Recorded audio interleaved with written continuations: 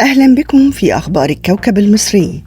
تسلم نبيل فهمي مهام عمله أمينا عاما لجامعة الدول العربية. مجلس الوزراء يمنح الرخصة الذهبية لشركتي نفرتيتي وحورس لبطاريات تخزين الطاقة. رئيس مجلس الوزراء الدكتور مصطفى مدبولي يؤكد: صندوق النقد الدولي يشيد بالحكومة المصرية وإدارتها الحكيمة. ورئيس الوزراء يصرح: لم نتخذ أي إجراء إضافي بزيادة أسعار المنتجات البترولية لأننا شعرنا بالعبء على المواطنين. ضخ 800 مليون دولار في قطاع الطاقة وتوفير آلاف فرص العمل ضمن قرارات حاسمة لمجلس الوزراء برئاسة الدكتور مصطفى مدبولي. ويؤكد: احتياجاتنا من الكهرباء تزداد بنسبة تتراوح بين 15 و 25% خلال فترة الصيف.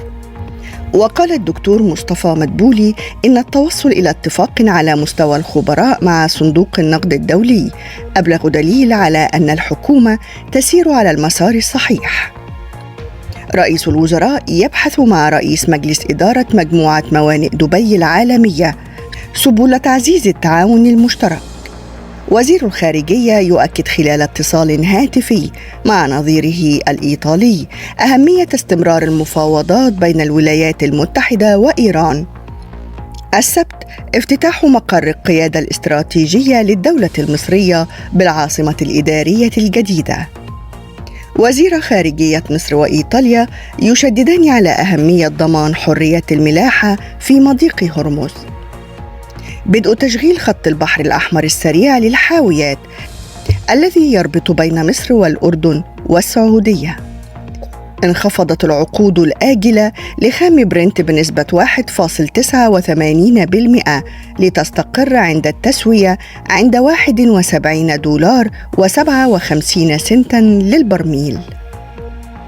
البنك المركزي يعلن: مصر سددت 16 مليار دولار فوائد وأقساط ديون خارجية خلال 6 أشهر. الطقس اليوم: أجواء شديدة الحرارة وارتفاع في نسب الرطوبة واضطراب في الملاحة البحرية. ودرجة الحرارة العظمى بالقاهرة 38 درجة مئوية. ودائما تحيا مصر حرة.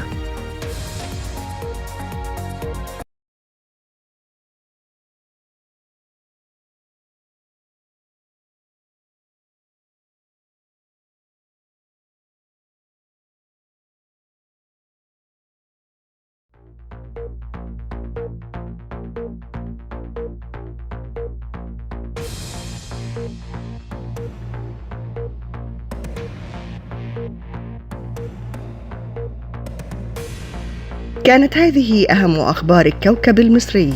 شكرا لحسن متابعتكم وإلى اللقاء.